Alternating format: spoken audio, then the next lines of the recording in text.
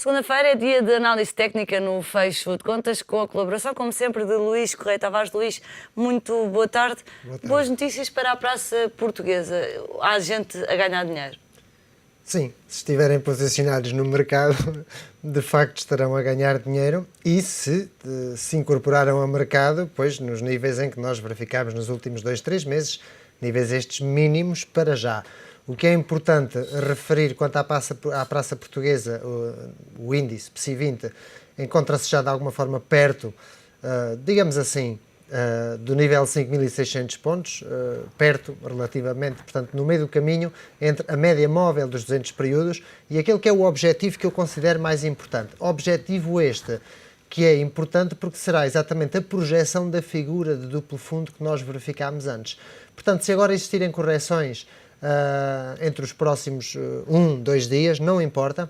O que importa sim é que essas correções nunca venham a quebrar novamente a média móvel dos 200 períodos. Portanto, perder o nível 4.830 pontos é bastante importante que não o venha a fazer, isto com vista a médio e talvez médio-longo prazo. É óbvio que as distâncias são bastante consideráveis, estamos a falar possivelmente distâncias de 10%, mas para quem tem visão de médio e de longo prazo, temos aqui um bom sinal, coisa que não se dava há bastante tempo, que é a superação da média móvel dos 200 períodos. E dentro do nosso índice PSI 20 há destaques de empresas portuguesas que vale a pena serem feitos?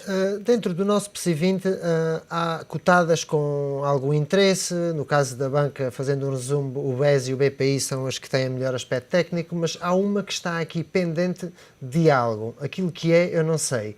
Mas sei que tecnicamente a figura que desenvolve é uma figura com fortes projeções altistas. É o caso da REN, estamos a falar da REN em gráfico semanal, onde temos uma figura bastante curiosa que é um duplo fundo inserido noutro grande duplo fundo, onde só com a confirmação da superação do nível 2.09 nos poderá levar ao nível 2.30 e com a superação deste nível de 2.30 teremos então a confirmação do segundo duplo fundo que nos poderá levar tecnicamente ao nível 2.63. Continua inserida dentro de uma tendência esta principal, tendência de fundo, a tendência baixista, e sem a superação do nível 2,63, pois não sairá desta definida tendência baixista. Mas tem aqui projeções e está aqui à espreita porque não fechou mais em negativo, e semanas em negativo, é aquilo que eu quero dizer, e o nível 1,80 é o nível de suporte ou stop que devemos respeitar, que perdido é esquecer a figura que aqui estamos a ver. Luís, e na semana passada tivemos as praças norte-americanas a baterem máximos de 5 anos, depois do anúncio de Ben Bernanke de terceira vaga de estímulos à economia. O que é que se pode projetar para o índice S&P? No caso do índice S&P e do S&P 500, tecnicamente, e digo tecnicamente porque já nos encontramos um pouco acima dos níveis fundamentais, mas tecnicamente temos aqui uma projeção altista ao nível dos 1.570 pontos. Estamos a falar de subidas que se poderão dar até finais de outubro, princípios de novembro, aproximadamente, tecnicamente. O que eu acho bastante curioso no índice S&P 500 é que, como verificámos no dia em que foi anunciado o QE3, o Quantitative Easing 3, verificámos que o volume e a superação destes máximos anuais tem sido acompanhado de bastante volume no caso do S&P 500, mas no caso do futuro do S&P 500 foi precisamente nesse dia que se registrou menor volume. É muito curioso. Isto a nós diz-nos que quem se está a incorporar a mercado são investidores particulares. Mais inexperientes? Não, até nem sei se serão inexperientes. Serão também inexperientes, mas serão aqueles investidores tipo Warren Buffett, aquelas pessoas que pensam no muito longo prazo e que acreditam naqueles potenciais. E o que eu quero dizer com os futuros é que não são os fundos especulativos, não são aqueles que estão todos os dias a fazer o mercado ficar tonto, digamos assim, e esses não se incorporaram. E por alguma razão será. Iremos ver. No entanto, o que é de respeitar é, e vou dar esta referência, é os mínimos registados na quinta-feira, dia do anúncio do Quantitative Easing 3, são os mínimos a respeitar. E para todo aquele que verifique esses mínimos a serem perdidos, tenha atenção, e a minha recomendação, ou o meu conselho, é que se retire do mercado no caso de estar altista e enquanto não verificar a superação novamente dos máximos, não entre, porque em caso de haver falso alarme, ainda existe a possibilidade técnica de poder vir a haver falso alarme, será esse o nível a respeitar, os mínimos da quinta-feira, portanto, dia do anúncio do Quantitative Easing 3.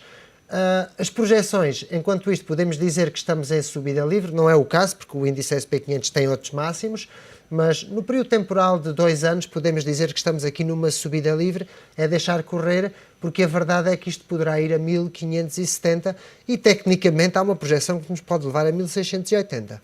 Luís, e outro dos impactos destes anúncios da Reserva Federal norte-americana foi no valor das obrigações norte-americanas e também mexeu ali com o euro-dólar. O que é que aconteceu, de facto, àqueles ativos que até agora têm sido preferidos pelos investidores para se refugiarem do risco? É um facto e tem-se verificado com volume, e nós a semana passada já teríamos confirmado que esta potencial figura iria-se, portanto, confirmar, e que fez uma confirmação em fecho semanal. Esta perda do nível, portanto, 145, digamos assim, é uma perda que, tecnicamente, ainda que possam existir saltos, sempre e quando não supere o nível dos 150, aqui portanto, o bond a 30 anos tem uma projeção de descida até ao nível de 1,3875. No entanto, quer isto dizer que esta figura está a ser, portanto, retirada como ativo de refúgio, talvez. Em troca disso está a entrar o ouro, é aquilo que eu penso, mas este nível de 138,75 é um nível onde ele se poderá parar nas próximas semanas. Convém, no entanto, referir que a tendência de fundo e a tendência principal é altista. E isto poder-nos a dizer que quando chegar a este nível deveremos vigiar. Se verificarmos estes níveis a ser perdidos de 1,3875 e 1,3531, podemos respirar com algum alívio porque as bolsas continuarão tecnicamente a subir. Aquela pressão vendedora no final da última semana significa que os investidores estão então a sair deste ativo e à procura de outras matérias-primas? Estão à procura de outro ativo, digamos assim, de refúgio, porque no caso do índice, portanto, matérias-primas, e por dar um exemplo, como falámos também no euro-dólar, também se verifica este forte volume vendedor, quer isto dizer que os investidores também estão a sair do dólar como ativo de refúgio. Tem muita lógica, portanto, na medida em que nós verificamos que o quantitative easing 3 por fundamentais provoca desvalorização da moeda, porque é imprimir mais dinheiro, é diluir o valor do dinheiro em relação ao ouro existente e, portanto, é aquilo que na realidade se passa.